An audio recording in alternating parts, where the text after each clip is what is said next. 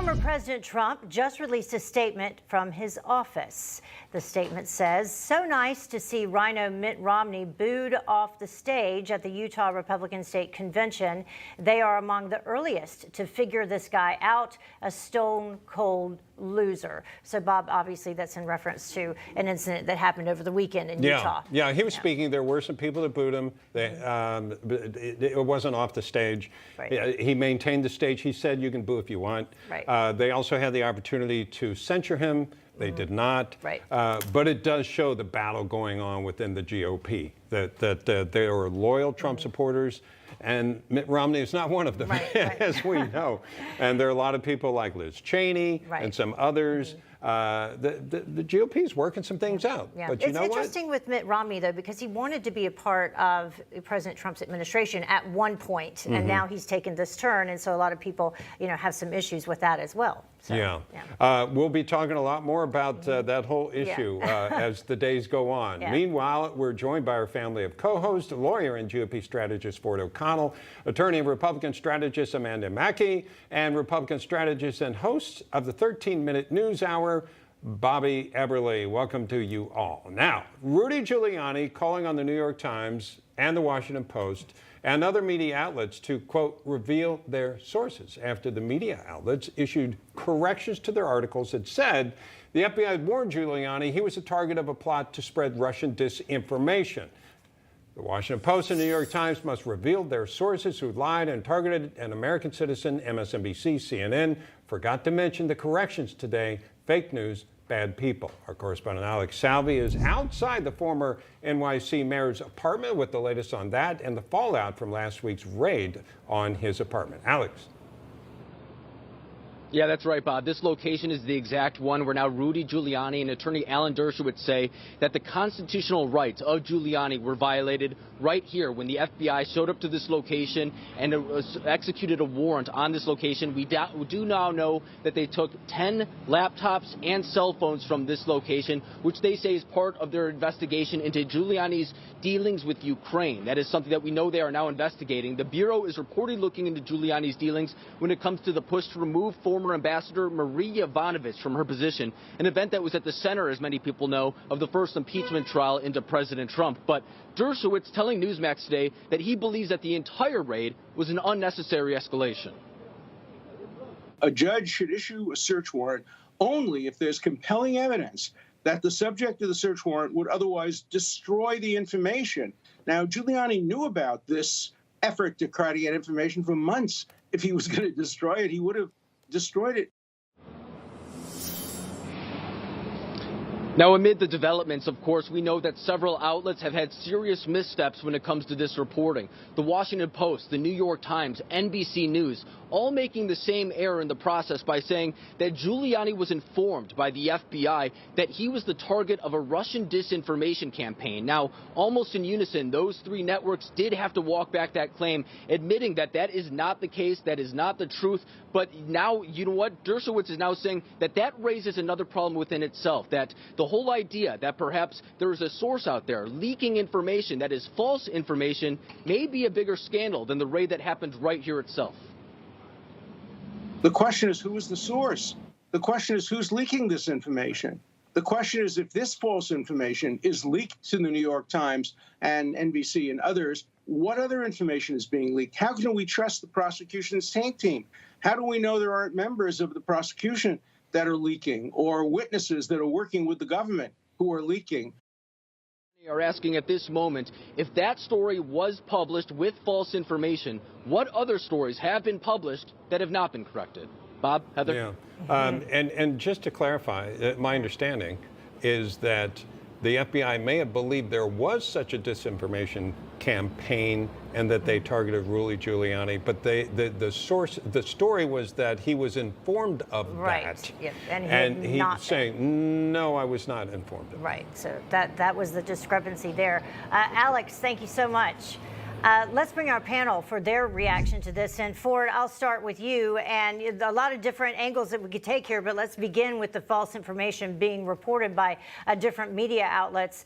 And perhaps that's something that we saw a time or two before during the Trump administration.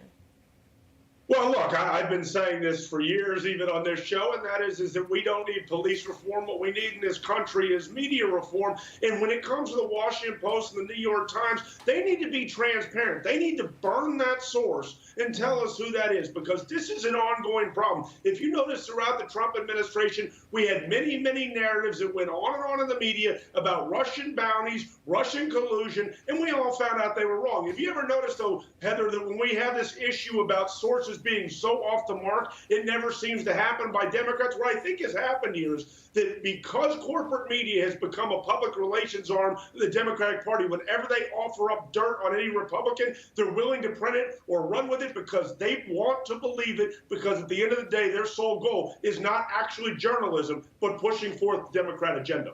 Yeah, Amanda and Bob, the other issue that I have with the media today is this lack of work being done by these different media sources, where one media source will just repeat what another media source has reported using their sources and not trying to follow up on their own. And Amanda, I believe that this is probably another incident where that happened.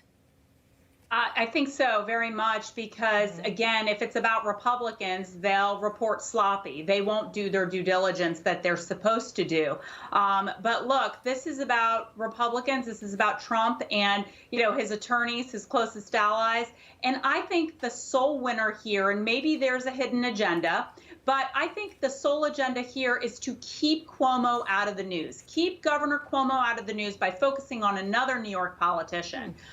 Look, we haven't talked at all about the governor who has the blood of hundreds of seniors on his hands for what he did during COVID and allowing people back into these senior homes when they had COVID. The sexual harassment allegations, those are still there of his subordinates, yet no one is covering this. No one in the media is talking about it. They're talking about Rudy Giuliani. So I think this is partly to also take and deflect off of the governor by focusing on Giuliani. Yeah, by the way, we did talk about that very topic with Betsy McCoy, who was a guest earlier. We asked Alan Dershowitz, whom we've seen here, because he was on our show. That's where we're bringing these sound bites from. What he thought of the FBI search with Giuliani. Here's what he had to say. I'm not sure they had enough for a subpoena here. If they did, they probably would have issued one. They thought they had enough for a search warrant, and a judge validated it. But it, too, was based on sources, maybe the same sources. That's interesting. Maybe the same sources that provided the basis for the search warrant were the same sources that the New York Times had to apologize about. That would not surprise me at all. Yeah, Bobby, your thoughts? Well, this is just this overall weaponization of the Justice Department that we saw going back to the Obama administration when they were spying on private citizens, members of the Trump campaign. It's the deep state, it's the swamp, all rolled into one. You see that if you have a political enemy, if that enemy is on the right, they can go after him with the full force of government. That is something that people should fight back against and be wary of, because look at this. There's no basis here. And I love what Heather had brought up before. You have news reports that come out and they say, you know what, we're going to run this story because the New York Times ran it with unconfirmed anonymous sources. But since they did, we're going to say it's confirmed and run with it. It's so bogus. But it is scary, the weaponization of the Justice Department. And it seemed like a fishing expedition, because Alan Dershowitz was saying if you had wanted, you could have a subpoena issued for something in particular for him to give up. But instead, Ford, I see you nodding your head, that's what they're doing here. Bob, here's the thing. The execution of a pre-dawn raid on an alleged FARA warrant is literally a prosecutorial abuse and harassment. And to your point, it can go on to a fishing expedition. For those who are listening to us right now who don't understand what a FARA violation is, that's the Foreign Agents Registration Act of 1938. That is the political and lobbying equivalent to jaywalking. So they use 7 FBI agents to go in on jaywalking to basically take devices and computers where you could go on an unlimited fishing expedition and not only go after Rudy Giuliani, but also President President Trump. Remember, the Democrats are scared of President Trump in 2024, and this is a way to knock him off the chessboard while using Rudy Giuliani and a political opponent to do it, and weaponizing, as Bobby pointed out, the tentacles of the federal government to go against your political opponent. This is chilling. Can I just add one thing? They do know what they did not want, though, Bob, and as that was reported, the 3 hard drives related to Hunter Biden, which they did not take. Florida Governor Ron DeSantis making a new piece of legislation a top priority since early February. A new bill would stop big tech social media companies like YouTube, Twitter, Facebook from permanently banning politicians into law. It would make that law. This comes as big tech canceled politicians such as former President Trump. For the details on this is Florida Newsmax correspondent Leonardo Feldman. Leo. Bob, that's right. As we know, Florida is about to enact this law that will create costly consequences for those political candidates, for those social media companies that ban those politicians from their platforms. Deplatforming is basically just another fancy word for banning or blocking someone's access to social media. And as you mentioned, this comes after former President Donald Trump was banned from Twitter and Facebook. An expensive fine for deplatforming a statewide candidate will cost $250,000 a day, while permanently banning a local one won't be cheap either at $25,000 a day. We cannot let the discourse in our country be controlled by leftist oligarchs in Silicon Valley, and that's what's happened over these last few years. Silicon Valley allied with corporate media and, quite frankly, the party in power. It's almost like state-run media, and conservatives are seeing we're on the odd side out. So we've got to fight back. Florida's Governor Ron DeSantis confirmed he will sign the bill that was recently passed by Florida's Republican-led state legislature. The law will require that anyone targeted for removal be given 7 days' notice in order to address and solve the objections. Some companies are claiming that this violates the right of social media corporations to choose who can participate in their platforms. NetChoice, a trade group for internet companies, recently testified the First Amendment makes clear that government may not regulate the speech of private individuals and businesses.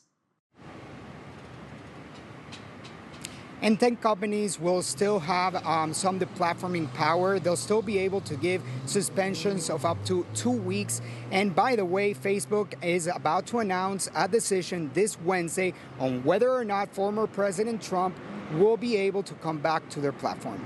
All right, Leonardo, thank you very much, sir. Let's bring our panel back in for a reaction to this new bill. Amanda, I'm going to start with you. I think you and Ford are down in Florida. But here's what, I don't think a government can do that. I don't think you can just say, oh, you have to do this with your company. Besides the First Amendment, I don't think you can force a company to do this. You may not like it. You may boycott it. You may do all kinds of things. You might raise their taxes. But it seems to me that there's a limitation. Am I wrong on that? Well, this is about staking a position on something. And right now, we know Congress won't do this because Congress is controlled completely by the Democrats, as is the White House. So we know on the federal level, they won't be able to do anything. But this is about states enacting their own legislation to say, if you want to do business in our state, you're going to play by our rules. And we're not going to have 3, 4, or 5 companies based in Silicon Valley determine what people hear in the public square. I wrote an op-ed about this in the Tampa Bay Times back in January when the president then was deplatformed, as were many conservative users of Twitter. And I, talked about how the Ayatollah of Iran, the North Korean leader, in all these countries like mainland China, Iran, North Korea, they allow for the people to talk, the politicians to talk about things like the Holocaust never happening, 6 million Jews never dying, which is what the Ayatollah said, but they won't allow the people of Iran to have access to Twitter or Facebook.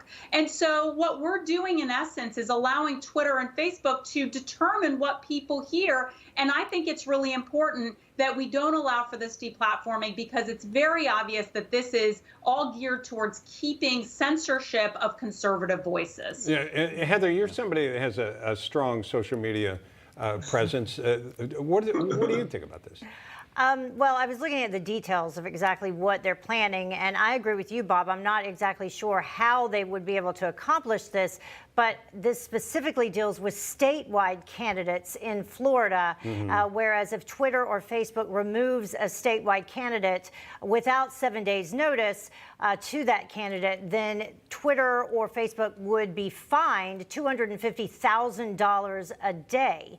But once again, I'm not sure how they would be able to do that. And, does it fly in the face of, the constitutional right to, run your company? Not that the constitutional right is run your country or your company the way you want to run it, but I'm not sure how I feel about that. We need an attorney. Yeah. Maybe one that lives in Florida.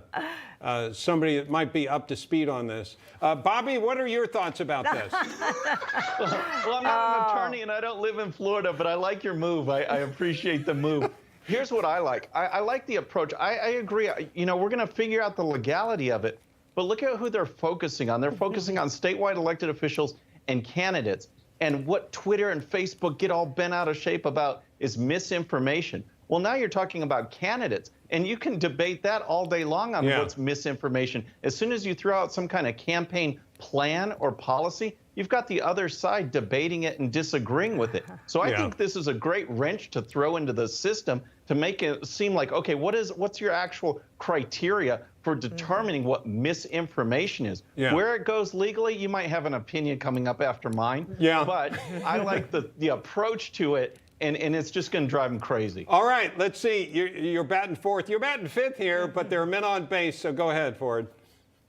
Well, look, I think that Bobby and Amanda both make great points here. This is about staking out a position. I would say to the other 20-plus Republican governors in America, you should pass the very same thing because it's getting a little ridiculous when Silicon Valley can control the political discourse in this country and really tilt elections one way or the other, as well as pushing their woke ideology. Now, remember, Ron DeSantis is quickly becoming America's governor because he's fighting back where Republicans in Washington can't because they're out of power. This is very narrowly tailored. This is a gentleman who went to Harvard Law School, because when we look at speech, what is most regulated in terms of governments and where governments have the most say, and that is over political speech. So yes, he's staking out an issue, but he also can make the claim that the governments of both Florida and the United States can actually have their own say when it comes to political speech. Think about campaign contributions. How much money can you give a candidate or not give a candidate? I think this is a great test run, and eventually a court's going to side with him. Now, is he going to be able to uphold this penalty? I'm not sure, but I like where his head at. And instead of giving up, he's pushing the ball forward. Yeah, that's interesting. Yeah, and that's what a lot of people like about him. He just doesn't just sit there. He does push. Hi, Emma Reckenberg here. If you like this video, there's a whole lot more to see on Newsmax TV. You can watch for free right here on our YouTube live stream and be the first one here each time our experts break down real news. Just hit that subscribe button, ring the bell icon, and stay with us on America's fastest growing cable news channel, Newsmax TV.